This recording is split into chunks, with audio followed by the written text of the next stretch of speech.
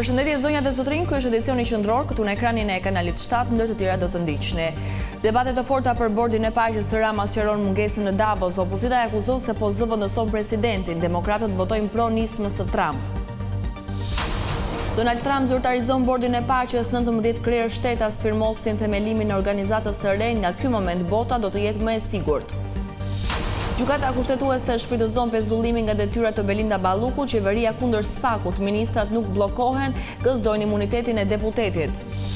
Mbulohen disa baza prostitucioni në Tiranë, 3 vajza kolumbiane dhe tutori i tyre spanjoll përfundojnë në pranga, sekuestrohen edhe shumë të mëdha parash.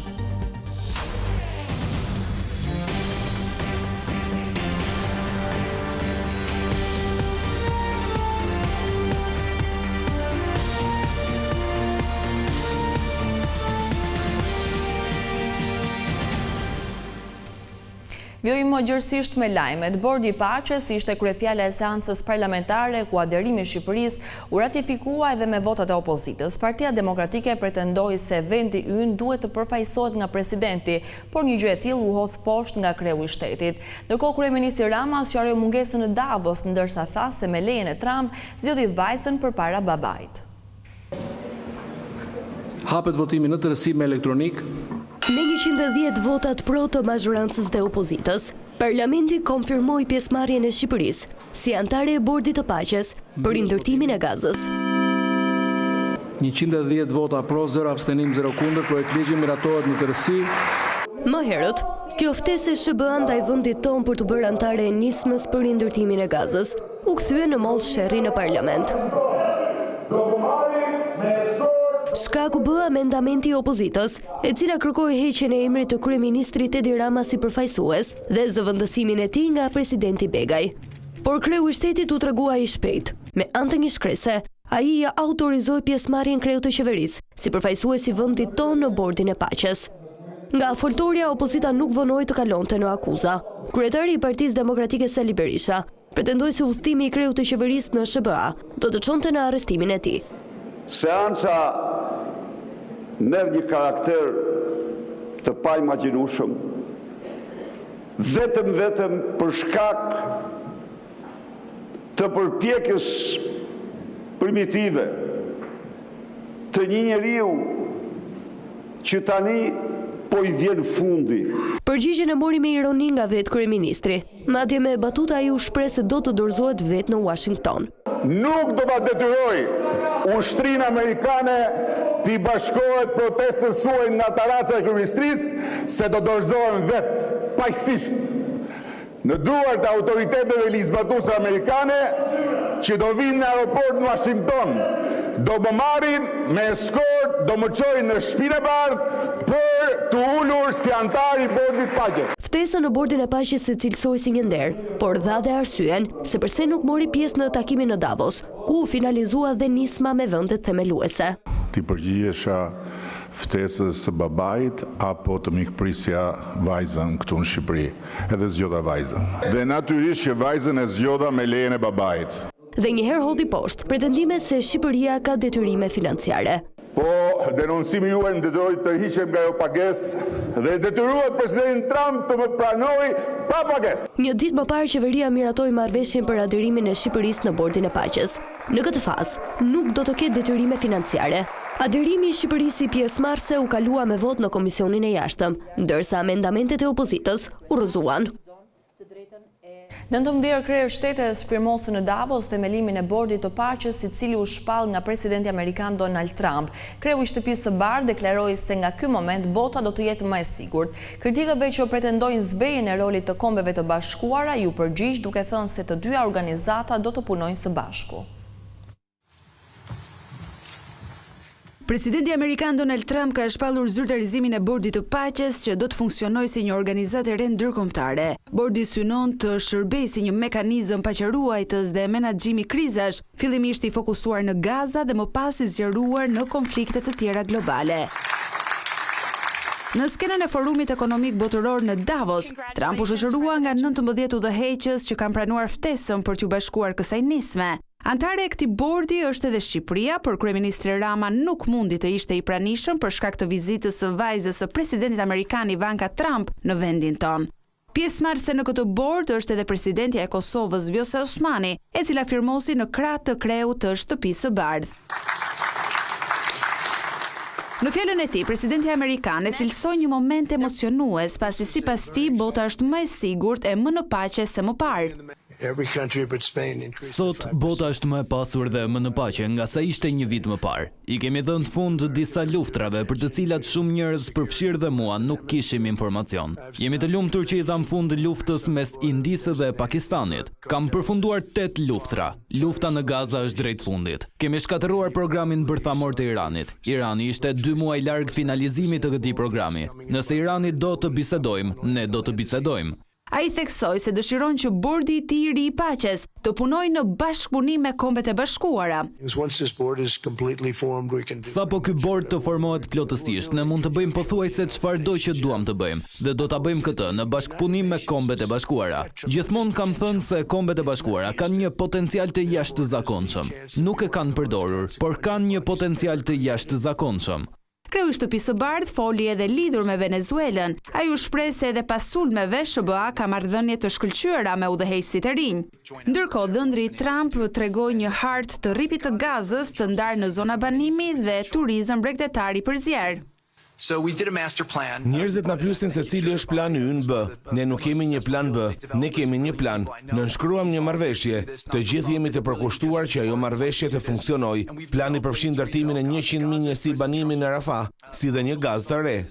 Ndërsa sekretari amerikan i shtetit Marco Rubio tha se presidenti Donald Trump po bën një punë të madhe lidhur me sigurinë. Ne nuk kemi limituar në punën tonë që kemi bërë, e kemi çuar sigurinë e SBA-s në maj me këtë mandat historik. Këto rezultate janë padyshim mjaft të rëndësishme. Do bëjmë edhe më shumë se kaq. Ishte një punë e jashtëzakonshme dhe e presidentit të SBA-s Donald Trump. Ai merr vendime që janë në të mirë të gjithë njerëzimit. Do të bëhet punë fantastike për të gjithë. E dim se sa vështirë ka qenë më përpara. SBA është më njos liderëve që janë këtu, por edhe vendet të tjera mund të bashkohen. Nga vendet e Bashkimit Evropian i pranishëm ishte vetëm kryeministri i Hungarisë Viktor Orban.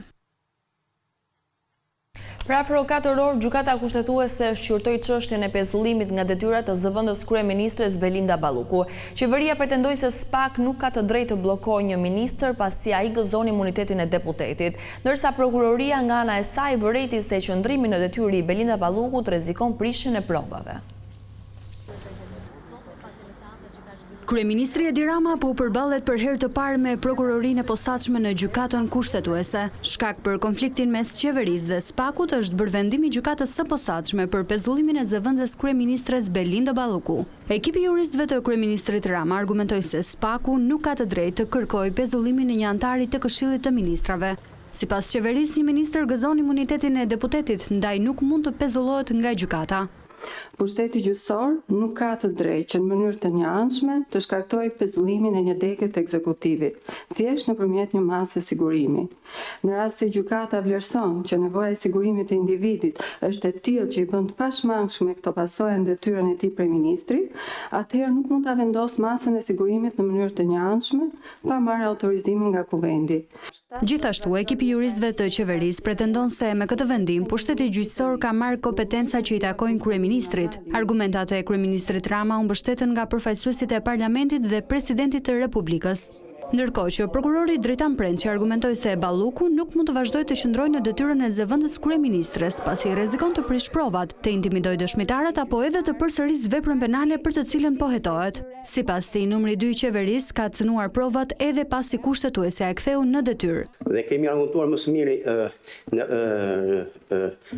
panimin e proporcionalitetit, pra duke patur parasysh nevojat e sigurimit për procedimin penal konkret, nevoja për kryer hetimeve, nevoja për marrjen e provave, siç kanë qenë ato me dëshmitar dhe siç kemi argumentuar edhe në kërkesën tjetër, që nuk ka lidhje me këtë kërkesë që po gjykohet përpara kësaj gjykate të nderuar, edhe për kërkesën tjetër përpara kuvendit, pra që realisht kanë ndërhyrë dhe në procesin e hetimit dhe ka cënuar marrjen e provave. Në vlerësimin marrë të rreziqeve, ka krijuar, sepse e hetuara ka vazhduar ta ushtrojë detyrën e ministres dhe të zëvendës kryeministres. Vetë përfaqësuesi i kryeministit tha që e hetuara ka propozuar 50 akte. Pra, ne jemi para gjykatës dhe po i bëjmë të ditur që kemi një hetim penal që kjo hetuar nuk e ka përmbushur detyrën e saj në përputhje me ligjin. Ka cënuar interesin publik. Që do të thotë që rreziku potencial që kjo hetuar ta vazhdojë ta bërë në rrezik interesin e lartë publik është jo vetëm eminent, por edhe konkret, sepse ka vazhduar ta ushtrojë këtë detyrë. Sipas këtij vendimi për pezullimin e saj nuk është ndërhyrje tek pushtetet e tjera. Zëvendës kryeministra Belinda Balloku more pandehur nga SPAK-u në 31 tetor me akuzën e shkeljes së barazisë në tendera në ndërtimin e tunelit të Llogaras. Në 19 nëntor, gjykata e posaçme miratoi kërkesën e SPAK-ut për pezullimin e numrit 2 të qeverisë, e cila po hetohet edhe për disa tendera të tjerë. Pas këtij vendimi, kryeministri Rama ju drejtua gjykatës kushtetuese e cila pezulloi këtë masigurie të vendosur ndaj zëvendës kryeministres Belinda Balloku. Ivanka Trump, vajza e presidentit të Shteteve të Bashkuara Donald Trump, po vijon të qëndrojë në qytetin e Vlorës. Këtë të njëjtë ajo është parë të lërë hoteli në zonën e ujit të ftohtë dhe t'i drejtohet Zvërnecit. Një ditë më parë, vajza e Trump dhe kryeministri Edi Rama u pan të uleshin në një lokal buzdetit dhe më pas kanë ndarkuar në një restorant në Orikum. Bashkë me ta ishin edhe një grup arkitektësh që kanë qëndruar dhe diskutuar deri rreth mesnatës. Kjo nuk është vizita e parë e vajzës së Donald Trump në Vlorë. Së bashku me bashkëshortin e saj Jared Kushner, ajo synon të ndërtojë një kompleks turistik elitar në ishullin e Sazanit.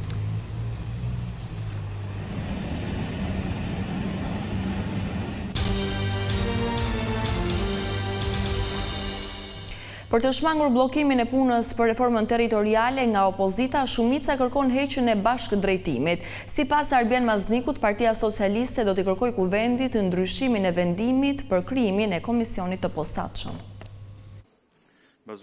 Antarësia socialiste e Komisionit të posaçëm të reformës territoriale do t'i kërkojë Kuvendit që të hiqet pariteti i numrave në përfaqësimet politike dhe drejta e vetos. Në mbledhjen e parë për vitin 2026 pa prezencën e opozitës, bashkëkryetari Arben Mazniku u shpreh se ky propozim vjen si nevojë pas bllokimit të punës për shkak të bojkotit. Ndaj unë do ju kërkoj që me dakordsinë e juaj si antar të këtij komisioni, t'i kërkojmë Kuvendit ndryshimin e vendimit të krijimit të komisionit, në mënyrë që koncepti i paritetit dhe bashkëkryesisë të mos jenë më si koncepte në vendimin e krijimit të komisionit, ta mendojmë atë vendim në mënyrë që t'i hapim vetes mundësinë për të vijuar përpara dhe për të pasur mundësi që të kemi një quorum dhe për të qenë efektiv në funksionimin dhe lëvizshmërinë përpara të këtij komisioni për të arritur objektivat që ne janë caktuar. Më herët, majoranca vuri si afat final korrikun e këtij viti për të miratuar ndryshimet territoriale.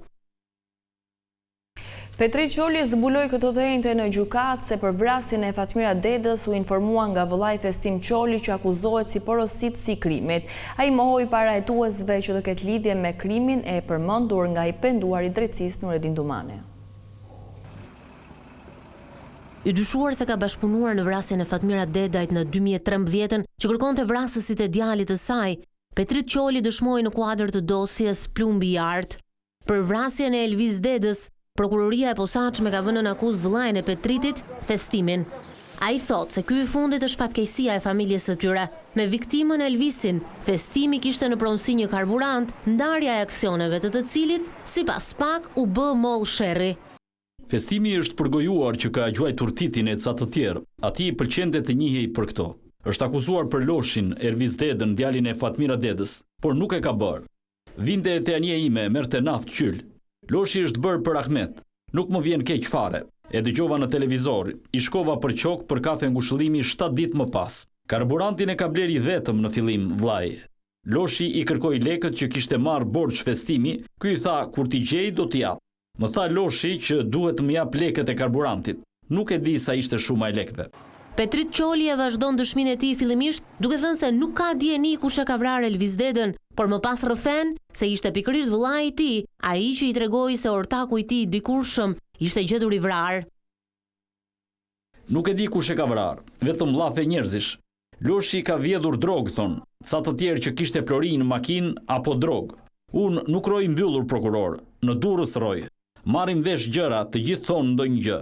14 vjet duhet ketë që është vrarë. E pashte titrat e televizorit. E kishin nxjerrë edhe me foto. Festimin, vëllain e kam takuar pas 3 javësh. Nuk e di ku ka qenë. Nuk ka qenë tek prindrit. Se si u vra Elvisi, ma zbuloi Festimi, vëllai. Fatmirën e kam takuar 3 herë në jetën time. Kur vajtëm për ngushëllim me babain, Fatmira i tha më falë se kam akuzuar festimin nga tronditja. Isha unë, agroni, babai, mamaja. Festimi ishte në kërkim policor. Babai i tha Fatmirës nuk ka gjë, mjafton të gjendet kush e ka vrarë. Ndërsa për Fatmira Habili Dedaj, për të cilën është vënë në akuzë, Petrit Qoli thot se ka dëgjuar se e kanë vrarë grabitësit që i kishin hyrë në garazh. Nuk kam shkuar në varrim, nuk kam shkuar nga turpi i kapitenit, besnikut, vëllait të saj. Di që vrasësi ka hyrë dhe ka marrë sende me vlerë, e kam dëgjuar në media. Është vrarë te garazhi ku kishte shtëpinë, te pallati ku u vra, unë kam zyrat. Unë kam qenë me familjarët e mi, isha në Timon, në Përrenjas, isha duke ikur për në Pogradec. Më tha kushëriri im në telefon se kanë vrarë nënën e Ervisit. Kërkon policia festimin. I thash ç'më duhet mua me festimin. Për këto krime të rënda, ka hedhur dritë bashkëpunëtori i drejtësisë Nureddin Dumani, i cili sipas dëshmive të tij ka qenë edhe vetë pjesëmarrës në ekzekutimin me thik të Fatmira Dedës, ku ka bërë rolin e shoferit. Ata donin ta vrisnin fillimisht teksa qante të birin në Vareza, por mund të zbuloheshin ndaje inskenuan krimin e rënd si grabitje. Për çdo lëvizje që bënte Fatmira, Nureddin Dumani ka thënë se informonte Petrit Qolin. Policia ka zbuluar 3 apartamente të marra me qira që përdoreshin për prostitucion. Banesat ishin zgjedhur në zona të ndryshme të kryeqytetit, ndërkohë që janë arrestuar 3 shtetase kolumbiane. Po ashtu, 2 gra shqiptare janë vendosur në hetim pasi dyshohet se ofronin shërbime seksuale në këmbim të parave në të njëjtat vende. Në pranga ka përfunduar edhe një shtetas spanjoll, i cili dyshohet se ishte tutor i vajzave. Gjatë aksionit, agjentët kanë sekuestruar edhe shuma parash. Kjo ishte gjithçka e përgatitur edhe për këtë edicion informativ. Unë ju falenderoj për vëmendjen tuaj. Bashkë mirëpafshim.